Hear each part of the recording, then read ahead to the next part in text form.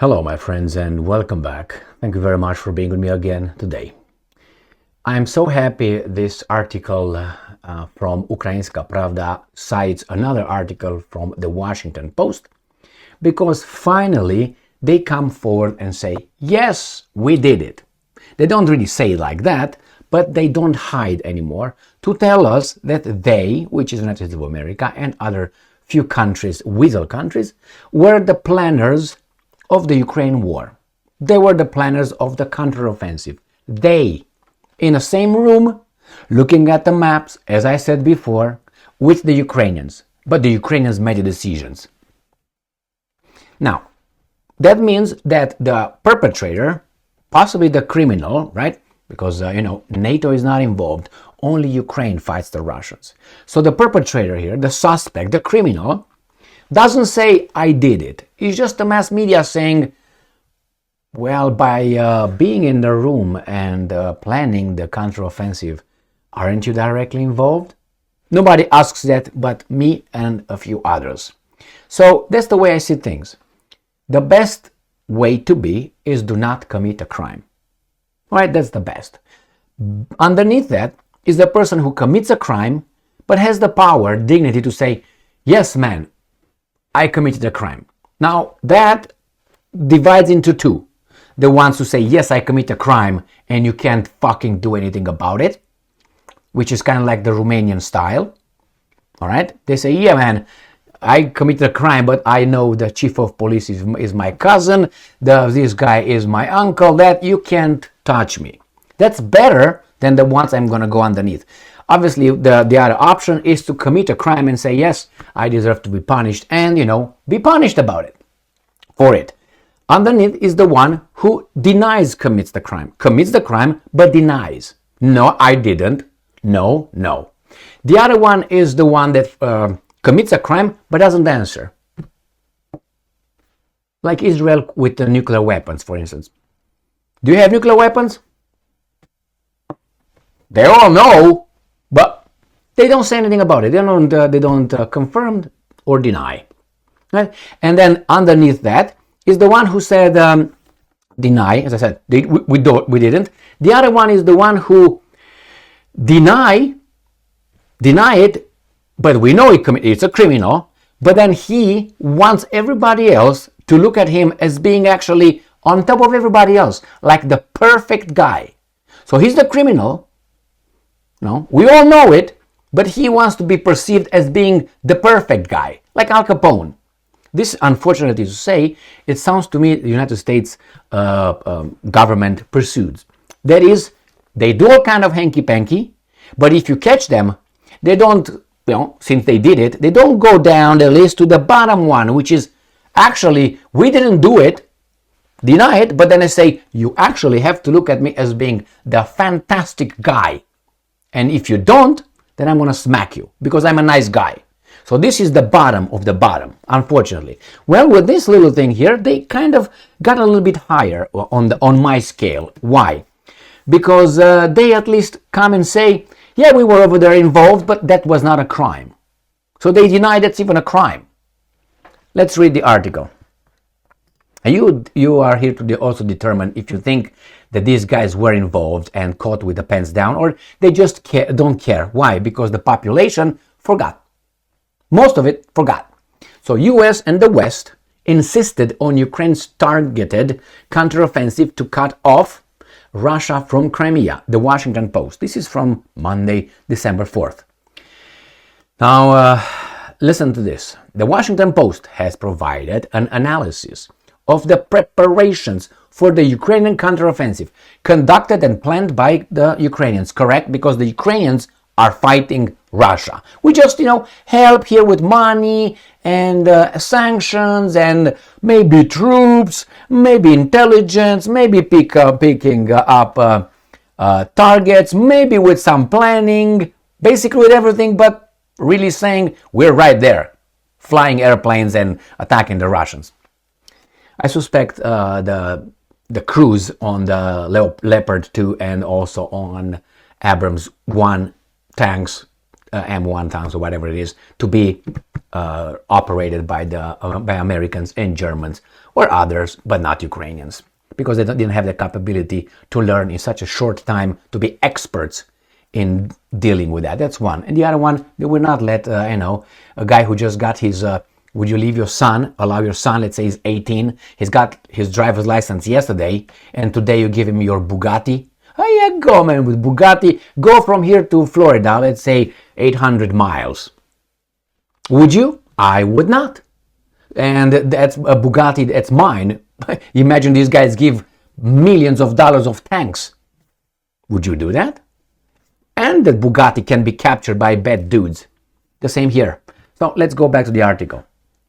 It details the distinctions between the Ukrainian strategy and the perspectives of the US and the West, although Ukraine's commander-in-chief, Valery Zaluzhny, insisted on operations along the entire front line.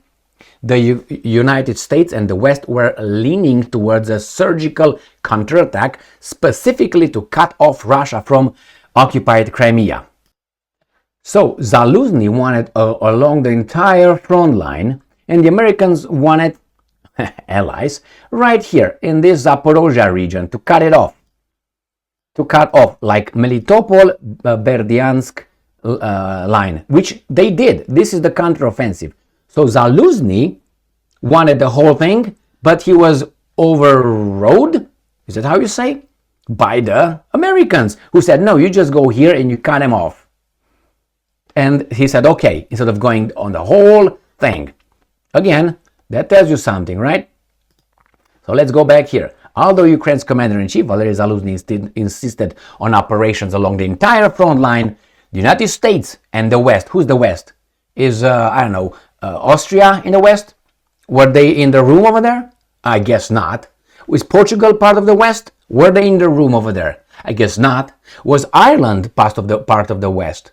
I guess not. No? So the West, when I say West, there's 3 or 2 or 4 countries, and mainly it's United States of America. Everybody else is like a trailer. You just haul it after you, it just follows you wherever you go.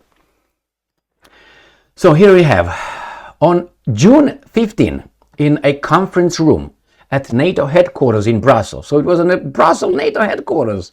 Defense Secretary Lloyd Austin, below 86 IQ, that's why it works so fine, flanked by top US commanders, sat around a table with his Ukrainian counterpart, singular, who was joined by his aides from from Kiev. The room was heavy with an air of frustration.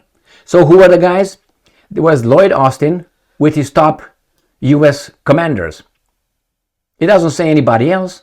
It says anybody else from the West? I don't read anything here. But Lloyd Austin, flanked by top US commanders, sat around the table with Ukrainian counterpart. And which were these guys? Austin, in his deliberate baritone, yes, I'm a man, yeah. Asked Ukrainian Defense Minister Oleksiy Reznikov, Weasel, where is he at? Was he indicted yet? Was he convicted? He wasn't fired, that's it. Fired and he's out with his millions or possibly billions. I haven't heard anything since he was dismissed. Where's the Weasel? Where's the fourth little pig from the beginning? You remember Zelensky, Yermak, Zhmyhal, and Reznikov? This guy just, left ship, or how do you call that? Anyway, so he says, Reznikov about Ukraine's decision-making Defense Minister Oleksiy about the Ukraine decision-making in the opening days of its long-awaited counteroffensive, pressing him on why his forces weren't using Western-supplied mine-clearing equipment. Yeah, that did it. Without that, yeah, that's why they lost. To enable a larger mechanized assault, or using smoke to conceal their advances. Despite Russia's thick defensive lines, Austin said, the Kremlin's troops weren't invincible, end quote. According to Reznikov, military leaders in Ukraine made these choices. I don't believe shit. However, he pointed out that every time the Ukrainian armored vehicles tried to advance, they were annihilated by Russian artillery, drones and helicopters. Without air support, I'm quoting, he said, the only option was to use artillery to shell Russian lines, dismount from the targeted vehicles and proceed on foot. Two sections make up the analysis. The report's second section discusses the conflict between Washington and Kiev. It's a conflict of how we're gonna proceed, which eventually Kiev lost because they did what the Americans wanted, just on Zaporozhye Oblast, as well as the battle that was fought on the ground in the summer and fall. Certain officials discussed sensitive matters while maintaining their anonymity. Okay. It is being noted that as winter drew near and the front line freezes, Ukraine's top military leaders realized that the war was coming to a halt. The Ukrainian, American, and UK militaries, right there, conducted 8 significant tabletop war games to create an offensive strategy. So you see who the West is? You got it? Americans plus the West. UK. Do you hear anybody else? You remember at the beginning what they say here? Right here, US and the West, strategy and perspective of the US and the West. And you get here, and I told you who the West is. The West is whatever. UK militaries conducted 8 significant tabletop war games. What does that mean? That is strategy. That's planning. That is scenarios. For this, what do you expect to happen? Okay, for this, what is expected? 8 they did? 8. These 3. United States, as Putin and the bad dude say, the Anglo-Saxons. That's what I said, Anglo-Saxons. Well, that's why the French are out and the Germans are not considered Anglo-Saxons by these guys, it seems like. However, it should be noted that Washington underestimated the extent to which Ukrainian troops could quickly be trained to become combat forces in the Western tradition. Because why? Why Western tradition? I want to hear it. The landing is what the Western tradition is. What's exactly the Western tradition? Particularly in the absence of air support for Kiev. In order to stop Russia from further solidifying its position, the Pentagon intended for the offensive to start in the middle of April. So they wanted, I want you to start in April. The Ukrainians paused. They needed more training and weapons before they were prepared. With the troops and weapons that Ukraine possesses, the US military was confident that the mechanized frontal attack on the Russian front line was feasible. Further, modeling the options, the games over there on the table. At most, Kiev's forces could reach the Sea of Azov, cut them off. Russian troops in the south in 60 to 90 days. So let me show you. So in 60 to 90 days, they said, you're going to cut right here to the Sea of Azov. Right here. Well, I think we're past that, way past that. And he says it was along this southern axis that the United States promoted a concentrated offensive, which the Ukrainians did. According to US intelligence, they are involved as well. They're all involved. America is at war. The only thing that it has over there is troops that we don't know of operating and shooting at the Russians. Everything else is there. There was a 50-50 chance that the offensive would succeed. It is reported that currently morale in Ukraine is weakening and international attention has shifted to Israel. Middle East. In almost every sector of the front, expectations and results diverged. And I'm quoting, together, watch 3 of them. All these factors make victory for Ukraine far less likely than years of war and destruction. No, because we have some companies, they make a lot of profits. I will have another article here. I'm going to show you about Rheinmetall. Rheinmetall just was won a little, awarded a little bid, so can build a lot of military equipment for Ukraine. About $158 million worth of orders, military orders. So why would they want the war to end? Let me tell you. And those guys are the people who are supporting the candidates in our democracies. the sponsors. I'm sorry, the bribe. No, the campaign donations, the donor. My bad. I have to pick up my right words. Jesus fucking Christ. During a late fall 2022 conference call, after Kiev has retaken territories to the north and south, Austin spoke with General Valery Zaluzny. Again, they were in contact all the time, the commander-in-chief of the armed forces, and asked him what he would need for a spring offensive. Zaluzny replied that he needed 1,000 armored vehicles and 9 new brigades prepared in Germany and ready for battle. And Austin, I think, shit his pants. Austin responded that it was nearly impossible, according to an official with knowledge of the conversation. It seems like the only guy here, sane guy, is Zaluzny. He really knew who he was facing. The other guys are based on ideologies. Man, we got bigger balls than the Russians. We gotta win. How do you know we got bigger balls? I identify as one with big balls. Do you have them? No, but doesn't matter. I identify as one with big balls. And I identify the Russians as people with little balls. I identify them. They cannot identify themselves. This is how the story goes here. And besides, it's a lot of money. A lot of money. Now, according to Western officials like whom, Ukraine should have focused its forces on a single strategic objective, launching a massive assault through Russian-led held territory to the Sea of Azov, thereby serving the Kremlin's land route from severing Kremlin's land route from Russia to Crimea. The US was certain that this would not succeed. Didn't they ask for that? The most optimistic scenario gave Ukraine between 60 and 90 days to block the land bridge. There was also a fierce and bloody battle during the drills, with between 30% and 40% of the soldiers and equipment lost. Well, my friends, you tell me here,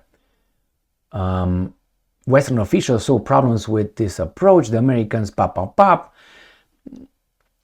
If you look at this article here, they are just involved everywhere. Yeah, the Americans and the West gave away. February, Jake Sullivan, President Biden's national security advisor, convened the administration's top national security officials to review the counteroffensive plan. Why? Were the Romanians called to review the counteroffensive plan? Aren't they the allies? Aren't they Westerners? No. Get the hell out. Go and pick up the garbage from the yard, Romania.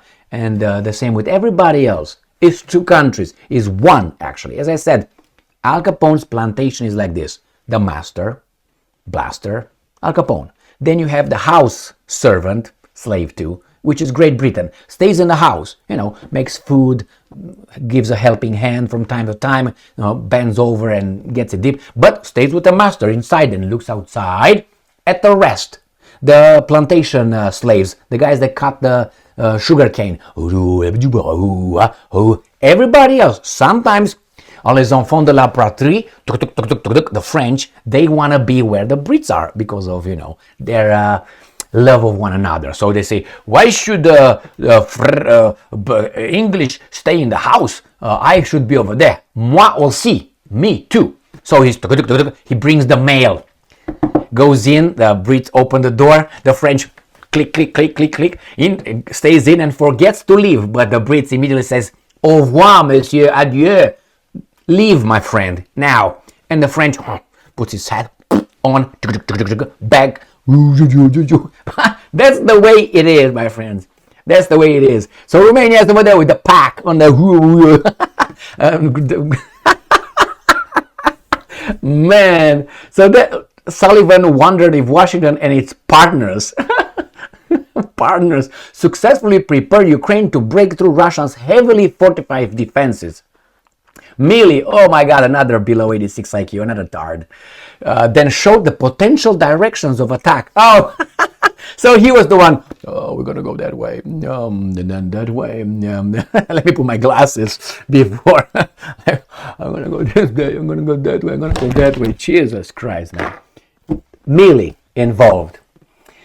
Ukraine to be successful needed to fight a different way. This was told by one senior US administration official who was directly involved in the planning. Did you hear this? This was told, they were told by a US administration official. Oh, let me show you. so I'm not bullshitting here, US administration official who was directly involved in the planning. These guys are saying it. The United States and the West, who exactly? Great Britain, were concerned that the counteroffensive did not begin in May.